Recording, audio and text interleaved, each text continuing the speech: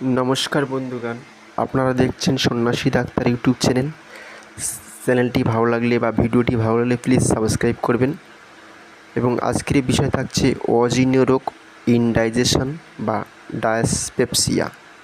যাদের ক্ষুধা কমে যায় বা একেবারে থাকে না, পেট ফাঁপা, কোষ্ঠবদ্ধতা, উদরাময় প্রভৃতি লক্ষণ দেখা যায়, তারা এই ভিডিওটি দেখেন। আপনাদের অবশ্যই ঔষধ ছাড়া বা আপনারা ডাক্তার ছাড়া এই রোগ থেকে মুক্ত পেতে পারেন। বা আপনারা চলুন শুরু করি। এই রোগের লক্ষণ কী আছে? ক্ষুধা কমে যায় বা একেবারে থাকে না, পেট ফাঁপা, কোষ্ঠবদ্ধতা বা উদরাময়, ঢেগুর ওঠা, ঢেগুর গন্ধ, চোয়া ঢেগুর হয় কখনো কখনো অজীর্ণ রোগে। এছাড়া গা বমি ভাব বা বমি হয় কখনো, বুক জ্বালা, গলা জ্বালা থাকতে পারে, পেট ভার হয় বা পেট ব্যথা হতে পারে, পেটে বায়ু সঞ্চয় হতে পারে কখনো কখনো, মুখ দিয়ে জল ওঠা এবং শরীরে অস্বস্তি ভাব, মাথা ধরা, মাথা ব্যথা থাকতে পারে কখনো কখনো, বা এই সঙ্গে বা কিছু পরে পরে পাতলা পায়খানা শুরু হয়। সাধারণত এই রোগের দুই ধরনের হয়। এক, অজীর্ণ বা তরুণ অজীর্ণ। হঠাৎ রোগের আক্রমণ ঘটে থাকে তরুণ অজীর্ণ রোগে, সাধারণত খাবার গোলমালে এরূপ। এবার চিকিৎসা বা উপবাস করলে ভালো হয়। যারা খাবার গণ্ডগোল করে, কখনো 4টের সময়, কখনো 3টের সময় দুপুরবেলা খায় এবং কখনো গুরুপাক, কখনো নিরামিষ এরকম খায়, তাদের হঠাৎ হলো এবং ওষুধ খেলে ভালো হলো, এই ধরনের তরুণ অজীর্ণ রোগ। এবং 2 নম্বর, পুরাতন অজীর্ণ রোগের লক্ষণ কি? অনেক দিন ধরে অজীর্ণ রোগে ভুগতে থাকে, বৃদ্ধদের এটি বেশি হতে দেখা যায়। রুগ্নতা, শরীরে অন্য শরীরের জন্য এরূপ হতে পারে অনেক সময়। রক্তশূন্যতা, দুর্বলতা, অন্য রোগে ভোগা, সূতিকা বা জ্বরের রোগ, নিয়মিত বেশি মদ্যপান প্রভৃতি এই রোগের লক্ষণ। যারা বেশি পরিমাণে মদ খায় তাদের এই রোগের লক্ষণ দেখা যায়। এবার চলুন এর কারণ সম্পর্কে আমরা জানতে হবে। ইনডাইজেশন বা হজম হয় এর কারণগুলো কি আছে? এর কারণগুলোর মধ্যে আছে অপরিমিত তৈলাক্ত দ্রব্য, ঘি, মাখন প্রভৃতি খাওয়া। যারা তেলে ভাজা জিনিস, কুরকুরে এবং তেলে ভাজা পেঁয়াজি, চপ, সিঙ্গাড়া এসব খায়, বেশি পরিমাণে ঘি মাখন খায়, তাদের এই রোগ হতে বেশি দেখা যায়। এছাড়া বিরিয়ানি এ সমস্ত বেশি পরিমাণে খায়, সবসময় খায়, তাদের এইসব রোগ বেশি হতে দেখা যায়। বেশি পরিমাণে মাংস, ডিম, দুধ প্রভৃতি খায় এবং গুরু ভোজন করে, প্রচুর পরিমাণে মাছ মাংস খায়, শাদি বাড়ি খায়, খাওয়ার পরে দেখা যাচ্ছে উটি প্রতিদিন প্রায় শাদি খাচ্ছে, তাদের এরকম হতে দেখা যায়। অনিয়মিত খাওয়া বা নিয়মিত না খাওয়া এই রোগের, যারা নিয়মিত না খায় তাদের হয় অতিরিক্ত শারীরিক বা মানসিক শ্রম, অতিরিক্ত মদ্যপান, বেশি চা, তামাক, সিগারেট প্রভৃতি খাওয়া। বেশি পরিমাণে চা খায়, তামাক, সিগারেট খায় এবং মদ বিশেষ করে বেশি খায়, তাদের এই রোগ বেশি হতে দেখা যায়। বেশি দিন অন্য রোগে ভুগে শরীর দুর্বল হয়, তাদেরও এরকম হতে পারে। খুব বেশি অম্ল আচার প্রভৃতি খাওয়া, বেশি টক জাতীয় খাবার খাওয়া এই রোগের হয়ে থাকে। এছাড়া অস্বস্তিকর বা স্যাঁতসেঁতে ঘরে বাস করে, ঠান্ডা লাগানো, বেশি খাওয়া, পেটে খুব চেপে কাপড় পরা, রক্তশূন্যতা, সবসময় মন খারাপ হয়ে থাকা প্রভৃতির গৌণ লক্ষণ। যারা পেটে আঁটা কাপড় পরে তাদেরও এই রোগ হতে পারে। যারা ঠান্ডা বা স্যাঁতসেঁতে ভিজে যুক্ত ঘরবাড়িতে বসবাস করে তাদেরও এই রোগ হয়।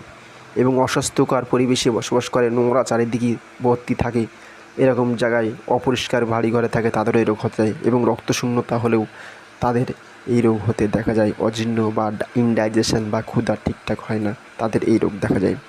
চলুন চিকিৎসা সম্পর্কে আমরা আনুষঙ্গিক চিকিৎসা সম্পর্কে আজকে জানব। নিত্য লঘু ব্যায়াম এবং কিছুক্ষণ করে হাঁটা ও চলাফেরা দেহের পক্ষে উপকারী। মন ফুরফুরে রাখতে হবে। গুরুপাক খাদ্য বর্জনীয়, লঘু পুষ্টিকর খাদ্য খেতে হবে। মাংস, মশলা, কাঁকড়া, গরম মশলা বর্জনীয়। সরু চালের ভাত, হালকা মাছ ও তরকারি ঝোল উপকারী। কাঁচা কলা, সিদ্ধ কলা, পেঁপে, ডুমুর সিদ্ধ উপকারী।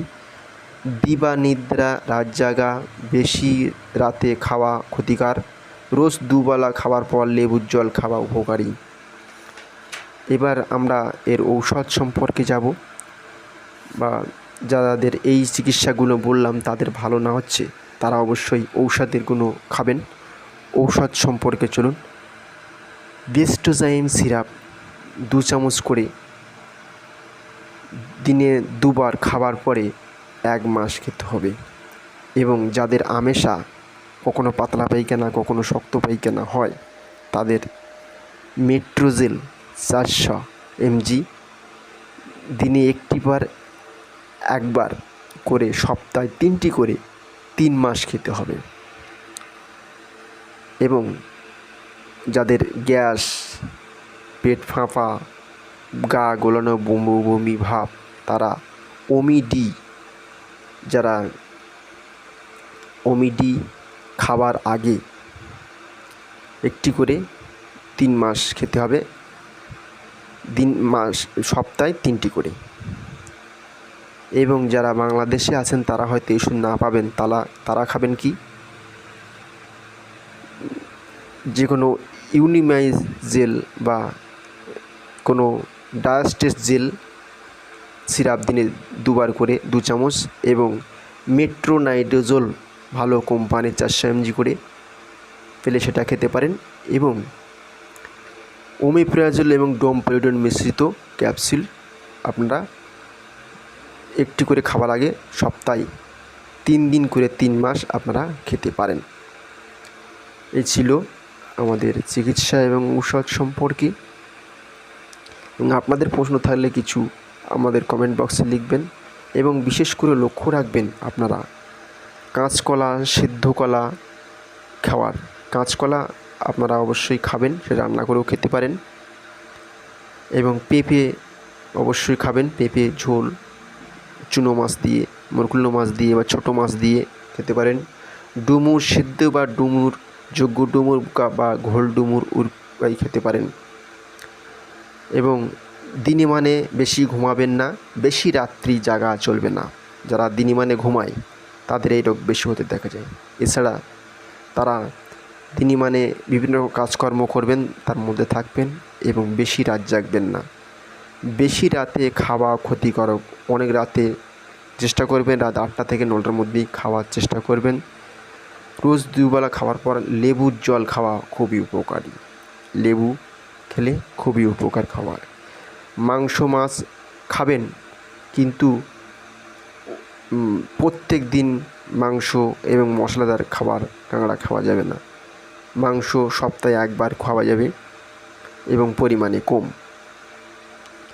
এটি খেলে খুবই উপকার করতে হবে। আর আপনারা যদি কোনো রকম ডাউট থাকে তাহলে আমাদের কমেন্ট বক্সে লিখবেন, আমরা সে বিষয়ে উত্তর দেব। চ্যানেলটিকে ভালো লাগলে প্লিজ সাবস্ক্রাইব করবেন। Thank you.